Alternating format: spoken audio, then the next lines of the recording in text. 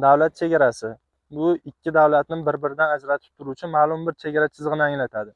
Ushbu chegara chizig'idan so'ng O'zbekiston Respublikasining huquq normalarini amal qilishi o'z kuchini yo'qotadi. Bundan keyingi bo'ladigan huquqiy munosabatlar xalqaro normalar hamda shartnomalar asosida tartibga solinadi. Bugungi mavzuyimizda chet davlat hududlarida jinoyat sodir qilib, ozodlikdan mahrum qilish tariqasidagi jazo olgan O'zbekiston Respublikasi fuqarolarini yurtimizga qayta olib kelish haqida gaplashamiz. Xorijiy davlat hududida ozodlikdan mahrum etilgan shaxsni O'zbekiston Respublikasiga olib kelish uchun aynan ushbu shaxsni yoki uni qonuniy vakili, yaqin qarindoshini O'zbekiston Respublikasi Bosh prokuraturasiga murojaatiga asosan yo'l qo'yiladi. O'zbekiston Respublikasi Bosh prokuraturasi tegishli murojaat kelib tushgandan so'ng shaxs jazoni o'tayotgan xorijiy davlatga so'rovnoma yuboradi.